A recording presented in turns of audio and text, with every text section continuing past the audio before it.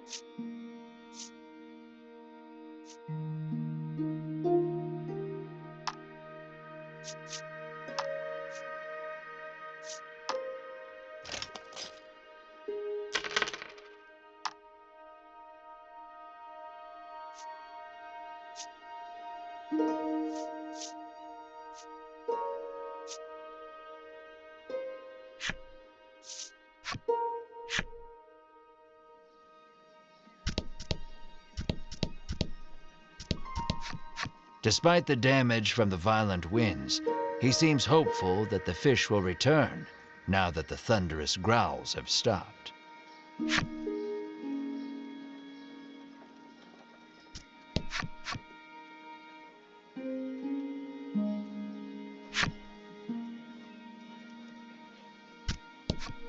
A violent wind strong enough to send a ship flying. The night trembles in fear of the dragon's power.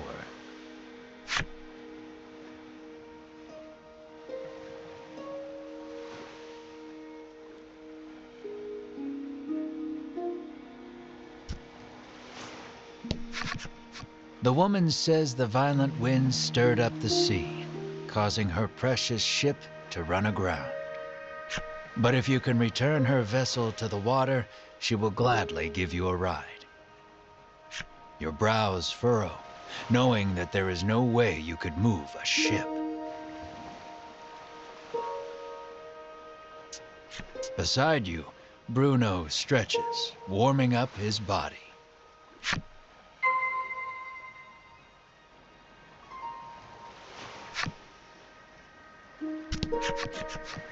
After striking a fantastic pose to show off his muscles, he charges straight at the boat. No matter how hard he pushes, though, the boat does not budge. It's pointless, you sigh, turning around when a muscle-bound Melanie stands before you. Now it's working, Bruno exclaims, unsurprised at the sight of Melanie. It appears the custom supplement she drank in the tower bulked her up. Let us combine our power, Bruno entreats Melanie. Her whole body racked with chills, Melanie screams out to the sky. You need Melanie's help to catch the dragon. You call out to her.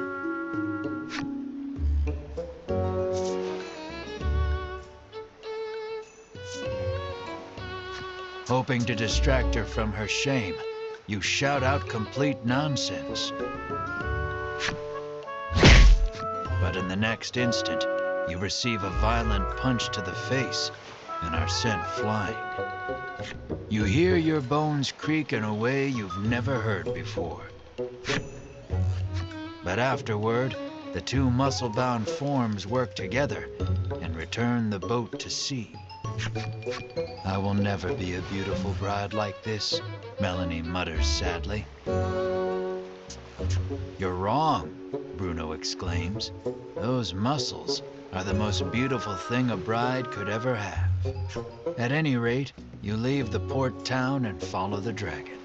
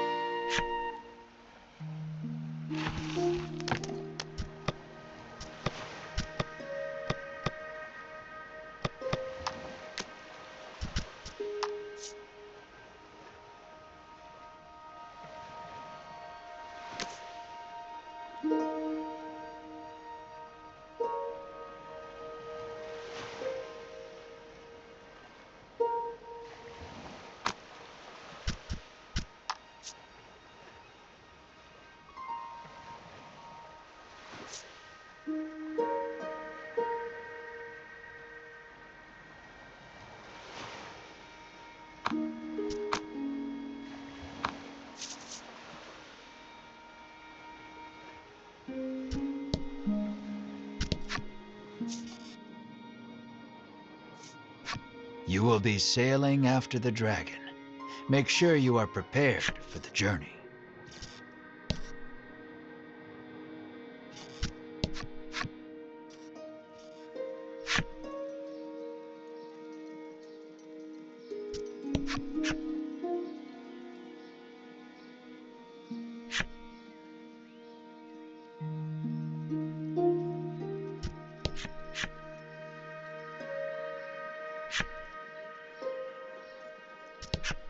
In exchange for returning her boat to the sea, she says she will give you a ride.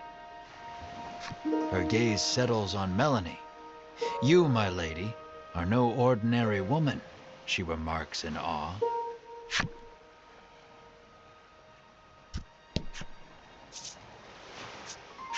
Just as you are about to leave, Oreo comes to see you off. It looks like he has some. According to him, the dragon flew to the west, where there is an island called Mount Medica. Rumor has it they are actively researching medicine on this island. He thinks he can use their knowledge in his work. Understanding his father's wishes, Bruno nods. Say no more. Mount Medica. Something stirs deep inside your chest, but you blame your imagination and board the boat without another thought.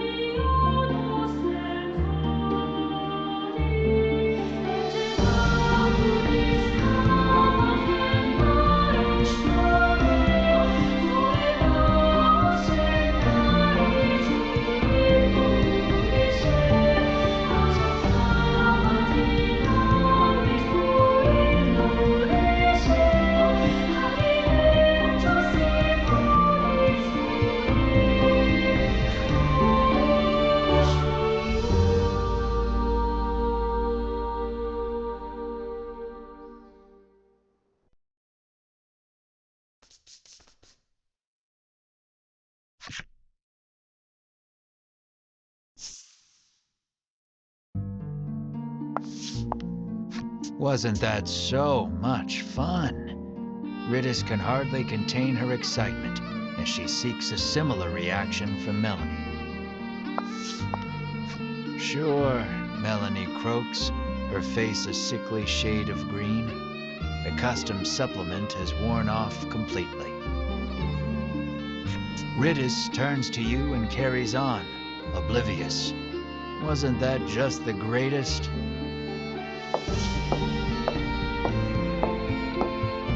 You, however, are a bit worn out. as your mid-voyage teasing of Melanie prompted her to wring you like a rag. Your first order of business should be a sweep of the island to ascertain the dragon's whereabouts. Tread carefully, as danger lies in the unknown.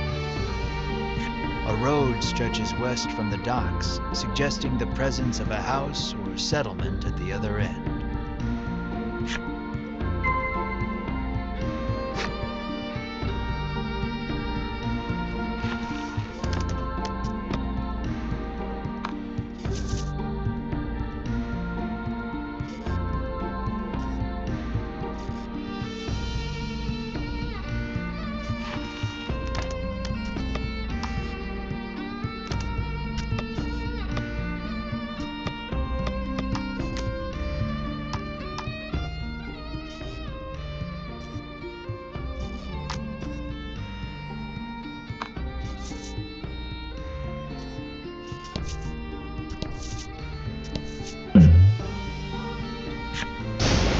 Thunder roars overhead.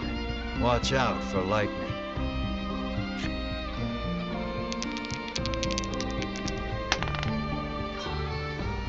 You and your friends are lucky enough to make it through without being struck by lightning once.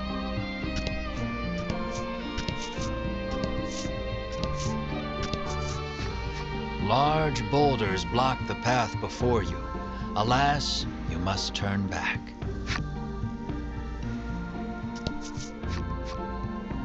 Looks like it's too early to come this.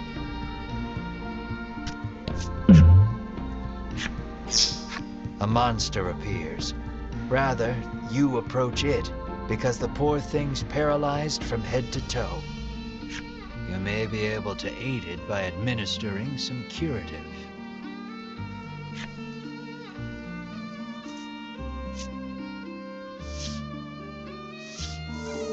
You take pity on the creature and administer some curative. Able to move once more, it makes a clumsy attempt at a bow, and then it is gone.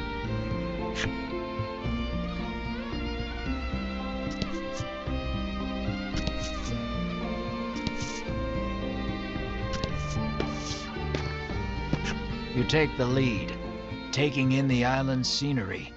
It all looks unsettlingly familiar to you.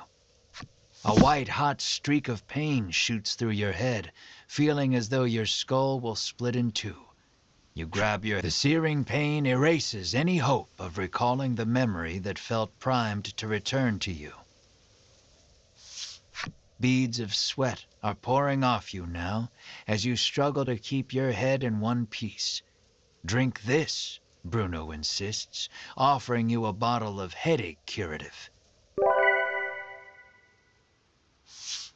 You greedily drink it down, desperate for relief. The pain begins to ebb, and you hurriedly resolve to press on.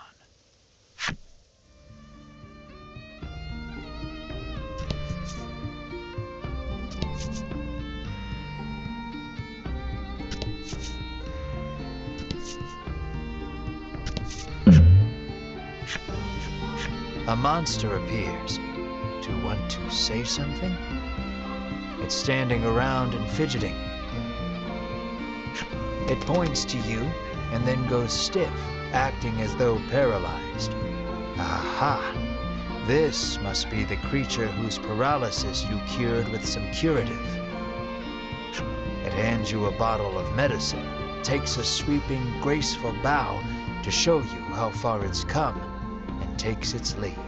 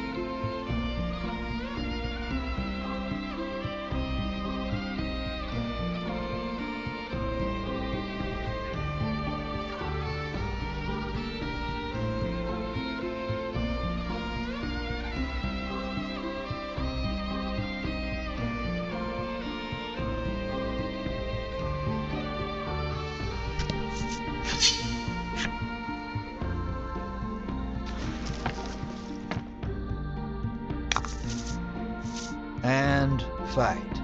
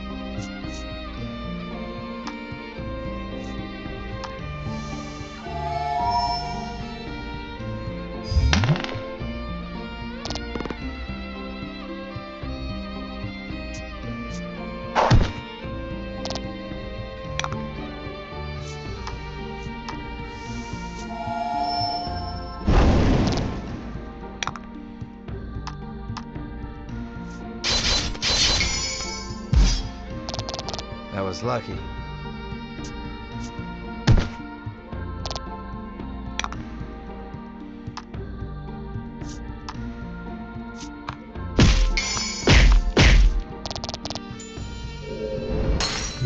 Fortune favors the bold.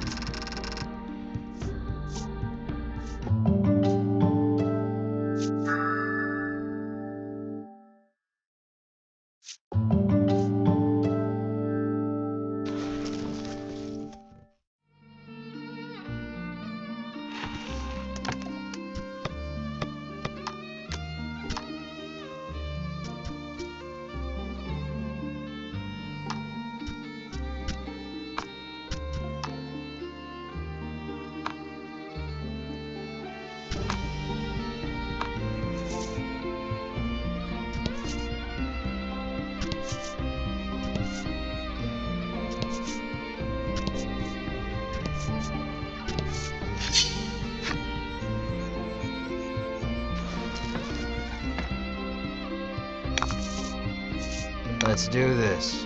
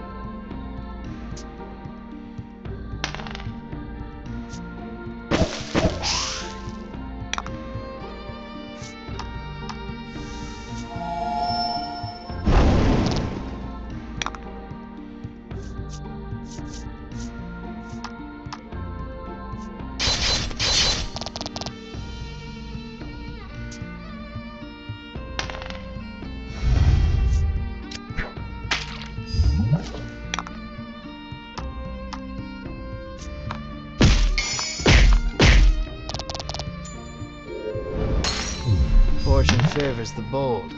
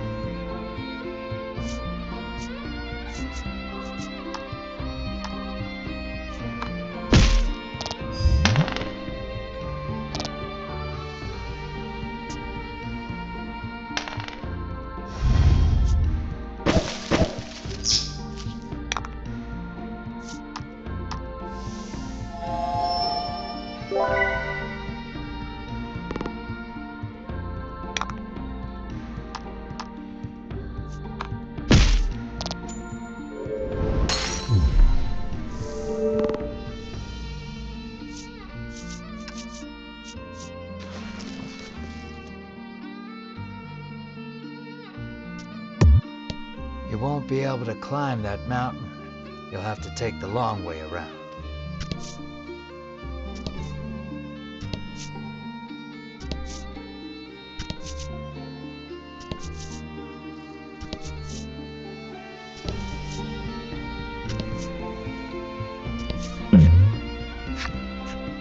A bizarre rock appeared.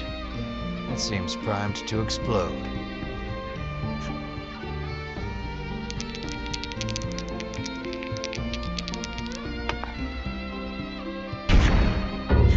bizarre rock transformed into an aqua rock. The only way out of this fight is through it.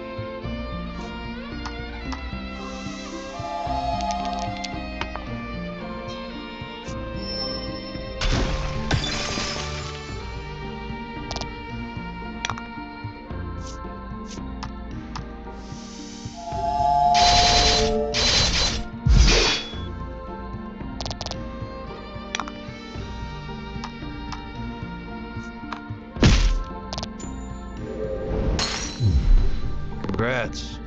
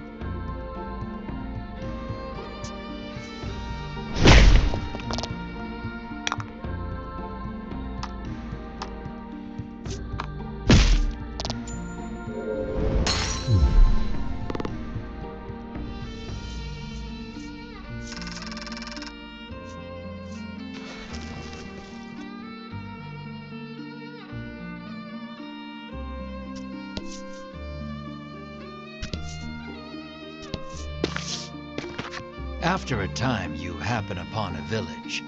This place, you mutter unconsciously.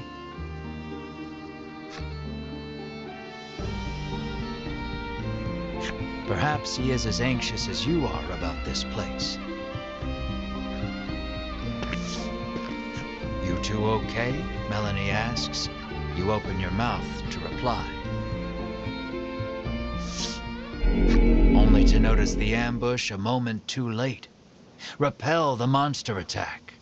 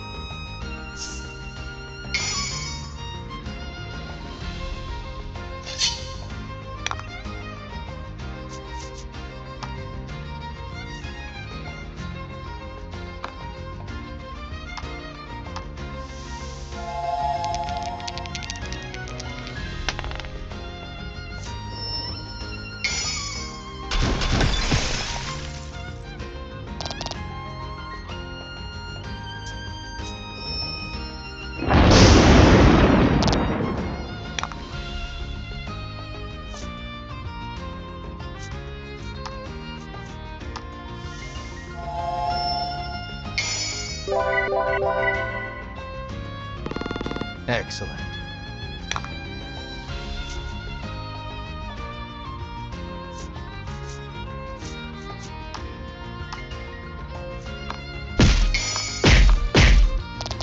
Excellent.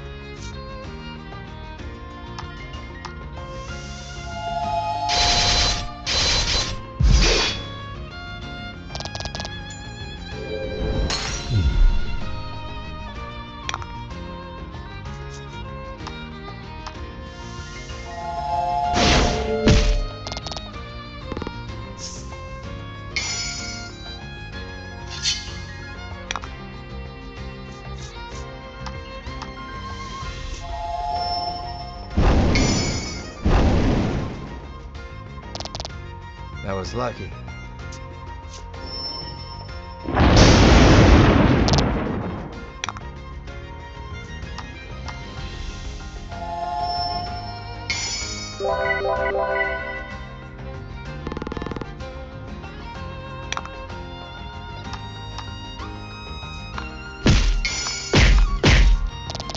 Fortune favors the bold.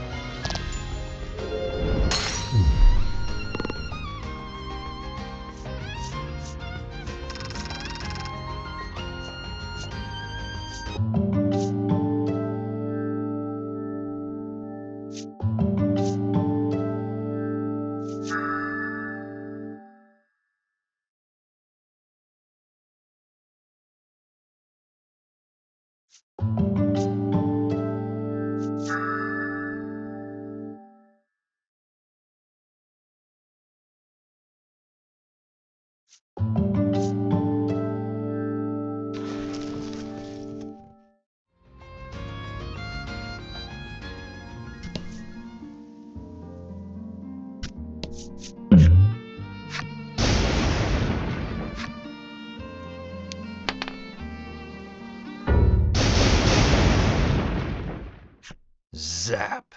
Lightning hits you and your friends dead on, leaving you charred and smoking.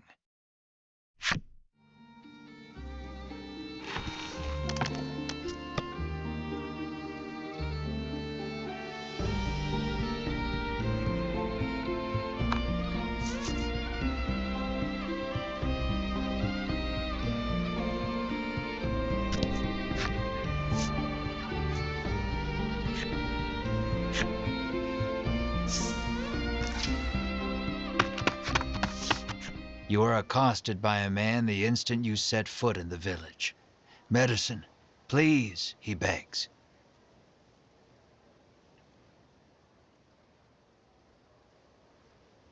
His eyes are glazed over, and his general demeanor unsettling. Should he really have medicine?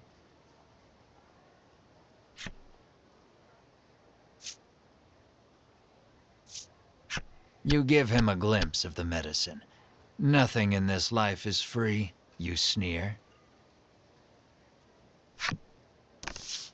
Your callousness is swiftly punished as the medicine slips from your grasp and clatters to the ground. The man runs off to who knows where, making noises that can only be described as inhuman. You and the party resolve to continue exploring the village, despite the unsettling encounter that just occurred. Something is askew in this village. It would be best to proceed with caution until you can determine what is happening.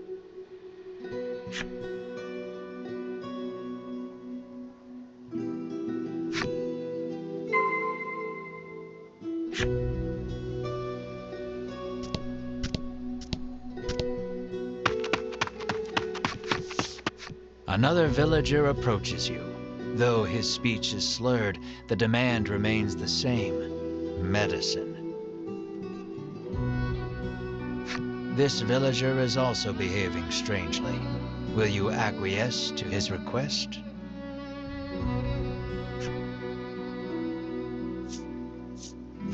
Riddis briefly reveals the medicine under her cloak. "Nothing in life is free," she says, clearly mocking your earlier blunder. Her fun is short-lived, as she too loses her grip on the medicine. Karma is cruel, and you could not help but notice the groans of "medicine, sweet medicine," as he fled. Something's not right in this village, Bruno mutters, clearly worried.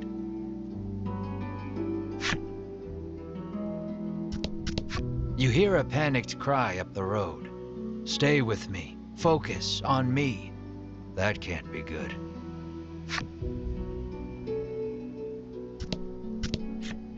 "You must fancy yourself quite the eccentric coming here," the innkeeper drones, as if incensed by your very presence. "Stay if you want to stay," the innkeeper continues, utterly disinterested in even attempting to sell you on a room.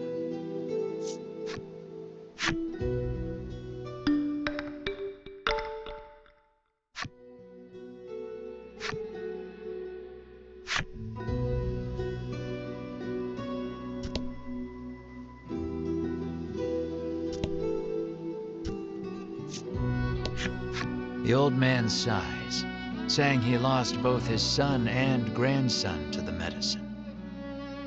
Not wanting to be the only one left behind, he lifts the bottle in his hand to his lips and gulps it down.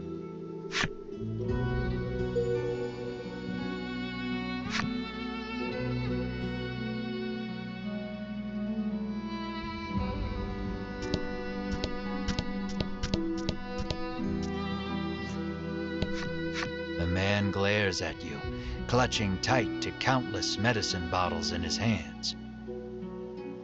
He insists that they all belong to him and refuses to share them with anyone.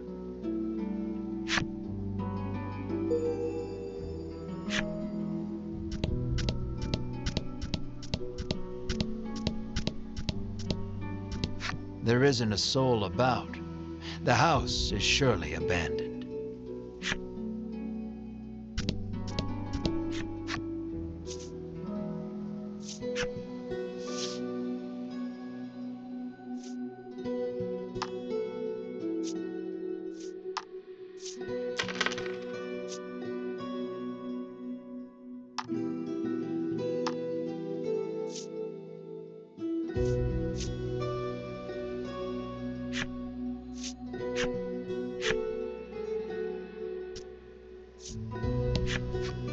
ask the villager about the dragon.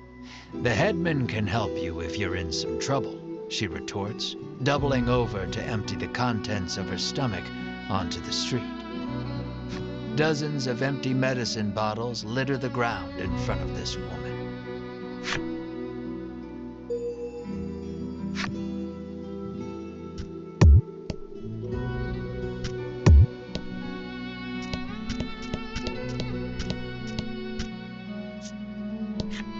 This cursed island is separated from the rest of the world, she mutters from the ground.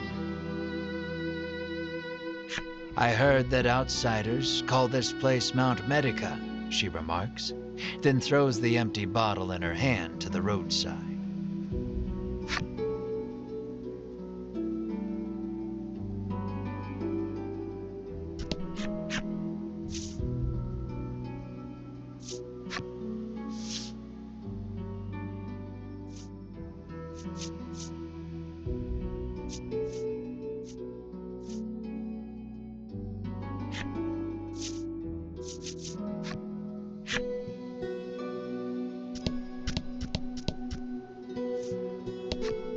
You hail the villager, only to receive a blunt, "Go bother the village headman with your chatter," in return. The villager turns to face the wall once more and smacks his head against it repeatedly. His forehead is soon covered in blood.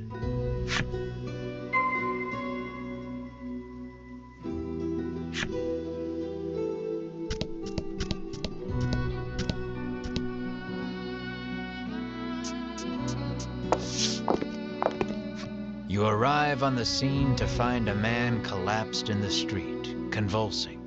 Another man kneels over him in an apparent attempt to provide comfort and care. The nobleman wears impressive white armor befitting a knight. He continues talking to the fallen man as he provides emergency care.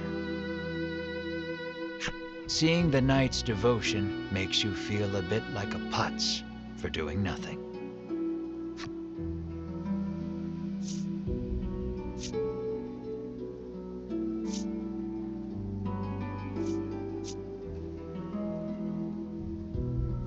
You ask Bruno to provide some of his custom supplement.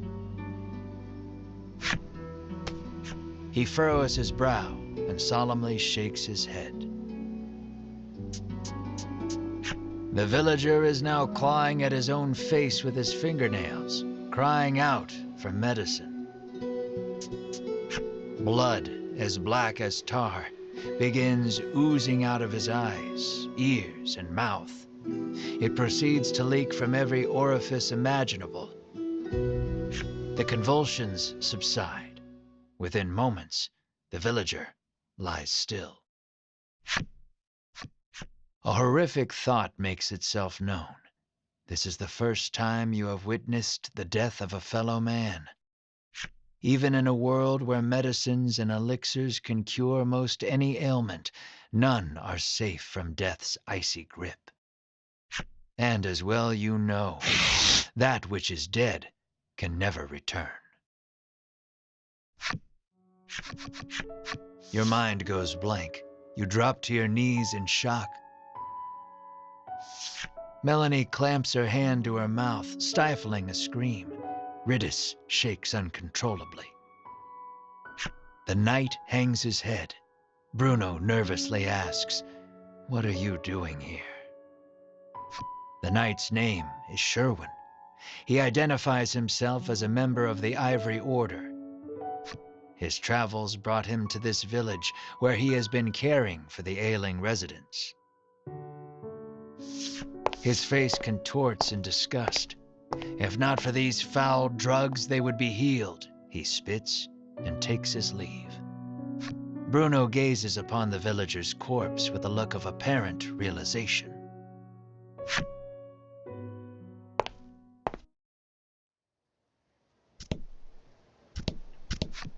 You approach Sherwin, who is caring for another villager. Is every day like this? You inquire.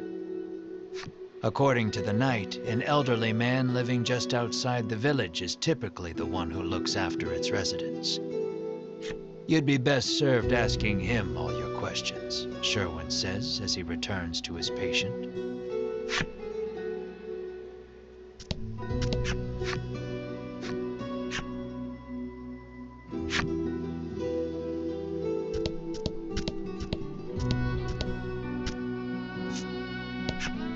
You had best get out of here quick, she cautions you. If you stay here, then you too will, she begins, then suddenly starts cackling.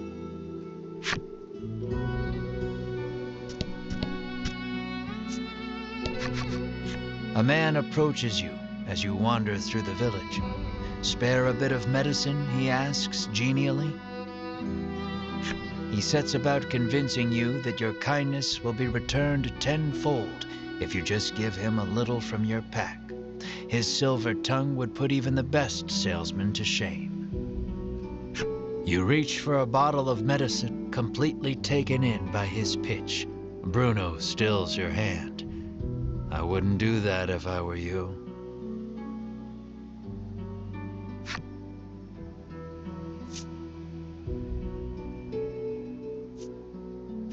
Why do you want it so badly, you ask, affording him another opening. He gladly takes it.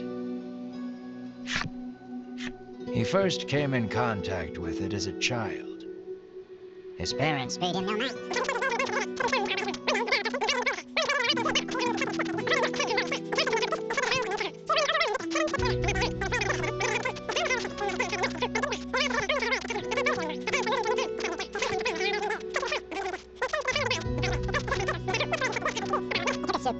never since forgot its wonderful taste.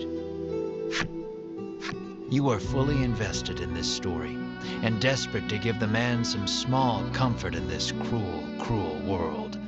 You're primed and ready to hand it over.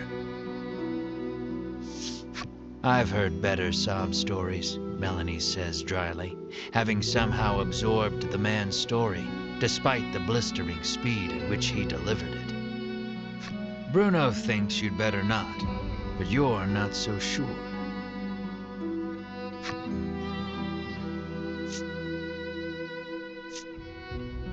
You heed Bruno's warning and return the medicine to your pack. The man's shoulders droop and he shuffles off out of sight.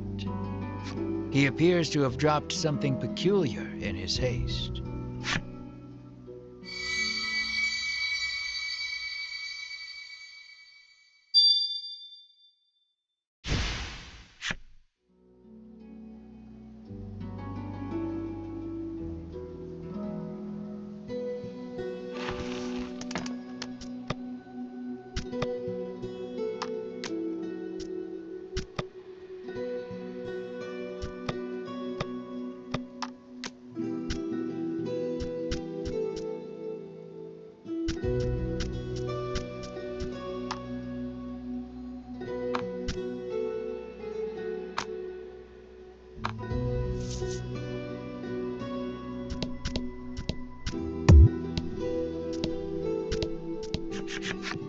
You knock lightly on the door. An elderly man opens it, beaming at you. He announces himself as Selfor and beckons you inside. Might he be the headman you've heard so much about? Ask me anything you like, he offers. Selfor receives your party, for whatever reason, rather graciously. He could well be a font of knowledge. What will you ask him?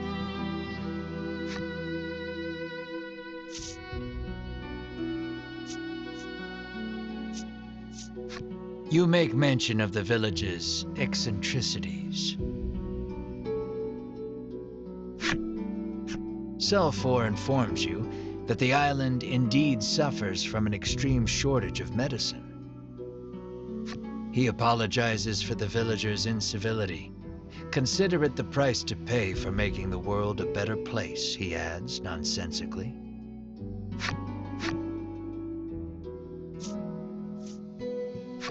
You ask if he is the one in charge of the village. It's true that the villagers call him their headman, but I feel compelled to correct the record and state that my official title is overseer.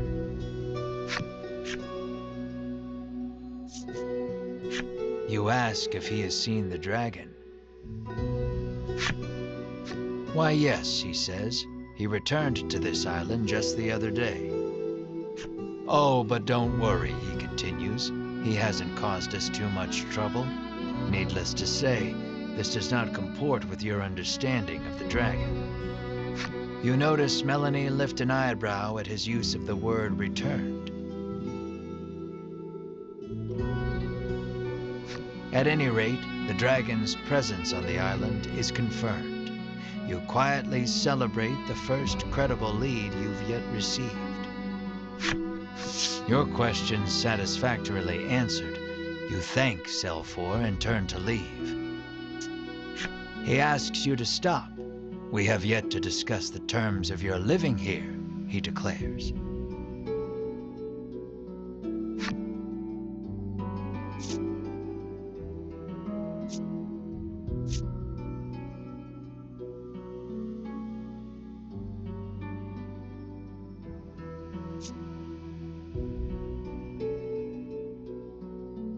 You explain that you are only here to pursue the dragon and have no intention to stay. Selfor begs your forgiveness for thinking you were newcomers. It's perfectly understandable, though, what with the non-match among you, he says with a sneer. What does he mean by that? Melanie asks you, unable to grasp the old man's intentions. For reasons unknown, you feel the blood drain from your face. Your breathing grows ragged and you break out in a sweat. We're done here, you say defiantly, as you storm out of the house. Mar runs after you, chirping frantically. Melanie and the others give chase, but you and Mar are well out of sight by the time they make it outside. The two can't have gone far, though. It may be best to first search the village.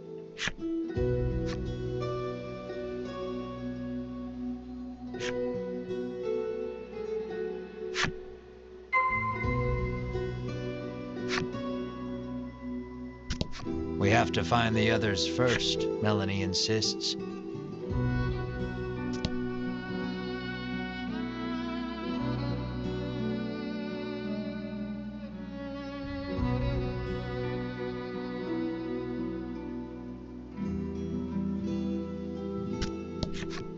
Sherwin is still tending to the villagers' needs. Melanie explains the sudden disappearance of her allies. They ran down the road leading west, Sherwin says calmly.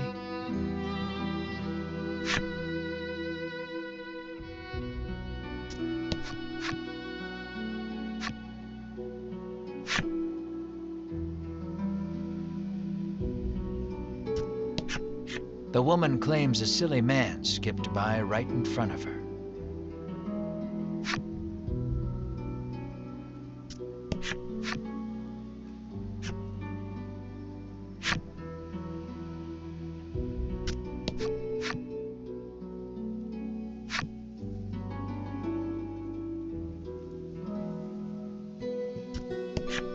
The woman stares blankly into the distance.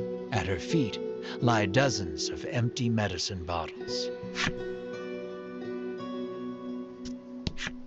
"Don't touch me," he shouts, threatening anyone who comes close.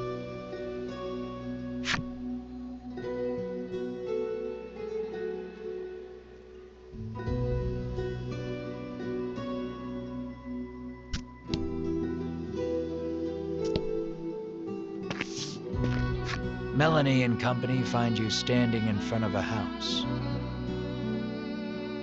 She can't quite make it out, but it sounds as though you're saying to Mar, This place is... Melanie calls out to you, prompting you to blurt out, sorry, just had a bad stomachache back there, in your characteristically glib manner.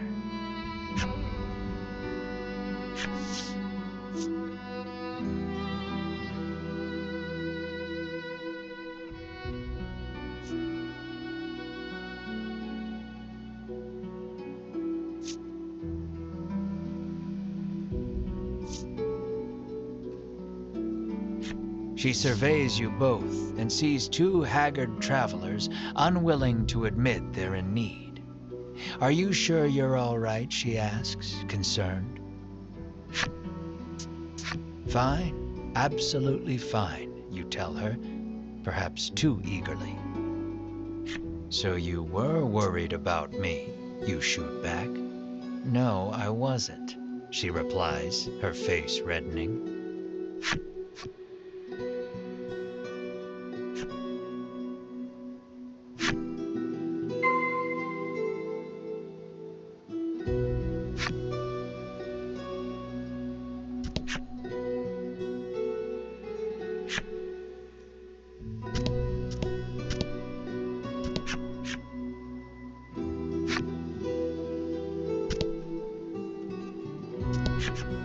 You spot a familiar-looking mage on the village streets.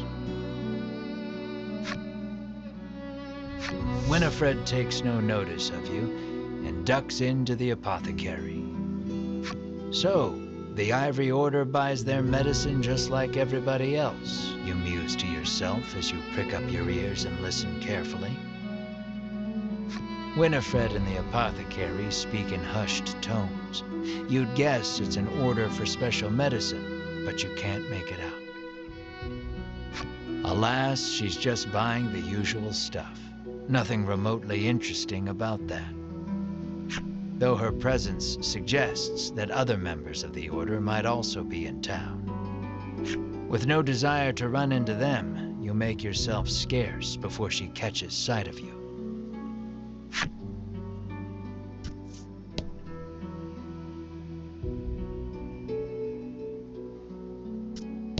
Self-4 doesn't appear to be home right now.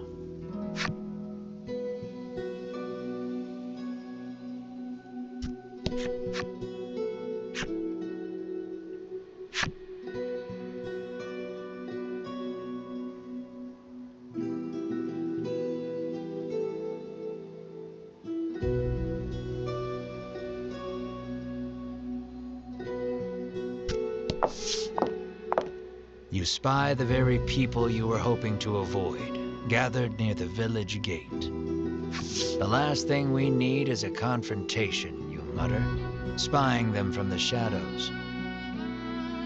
Why are we always hiding? Melanie hisses under her breath.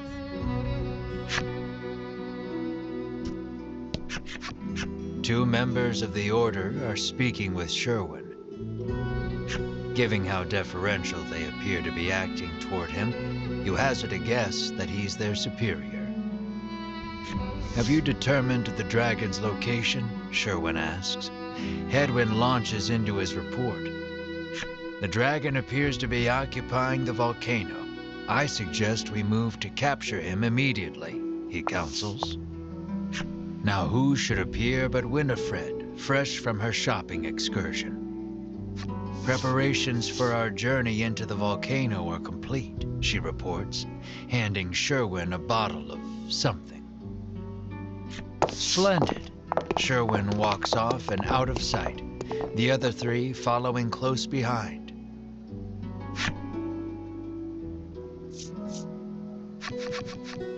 Lucky for you, your hastily improvised hiding spot afforded you valuable information on the dragon.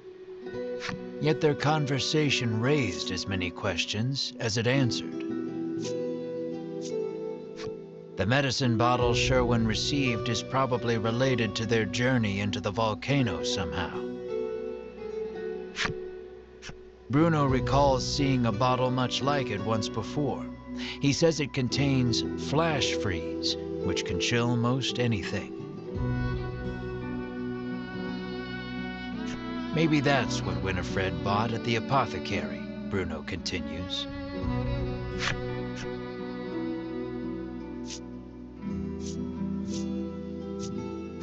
You know that the dragon is lurking in the volcano, but you haven't a clue how to get from here to there. Isn't it that mountain with all the smoke pouring out of it? Riddis asks, pointing westward. Why, yes, that sure does look rather like a volcano.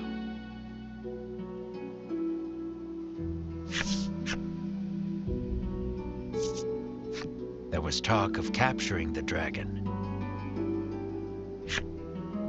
Melanie picked up on the incongruity as well. The Queen ordered the dragon killed, she reminds you. You narrow your eyes. You three have no right being this helpful, you think? Mar pinches your cheeks without warning. You yelp in pain, which at the very least crosses dreaming off the list of explanations. Returning to the matter at hand, it's clear what must be done. You'll have to get your hands on some flash freeze if you hope to enter the volcano.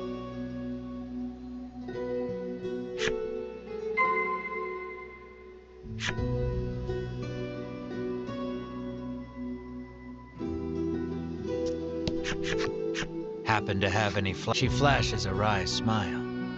How do you steady the roiling magma's flow?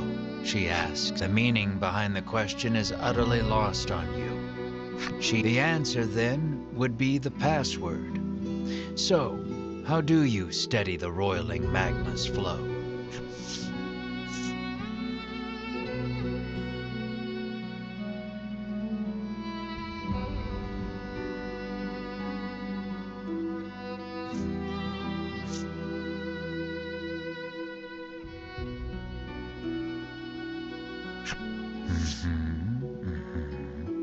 She mutters softly. Alas, no.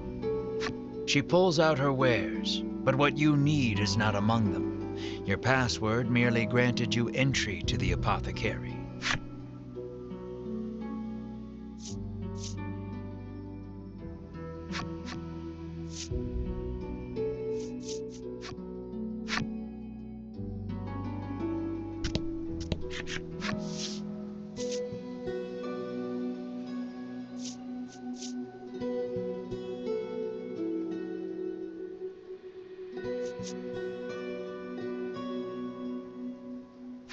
The old woman rolls her eyes, suddenly looking defeated. How did you know the answer? Did someone tell you? She mutters bitterly.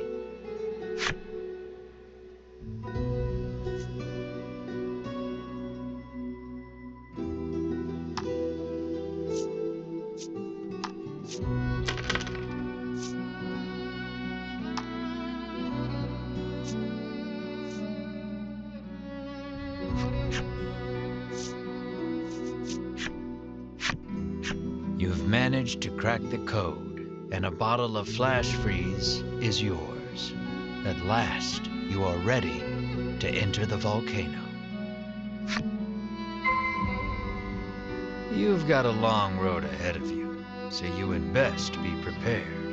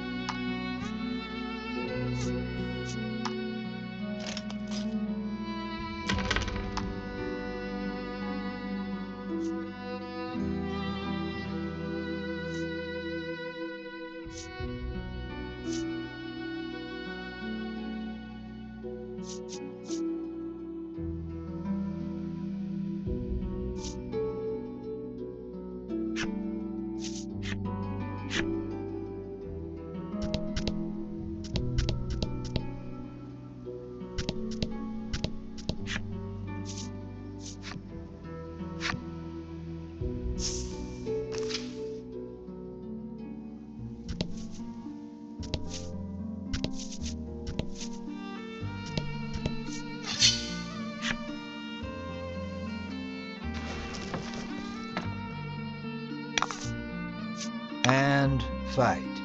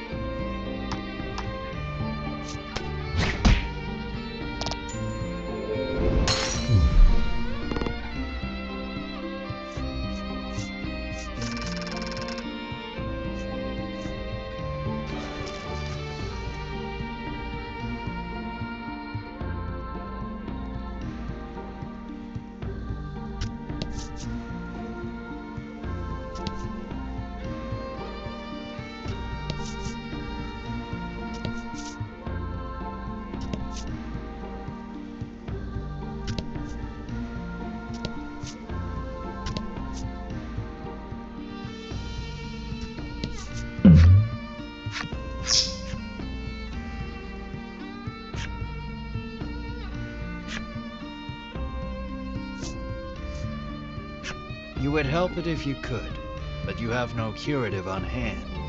Unable to do anything more, you keep walking.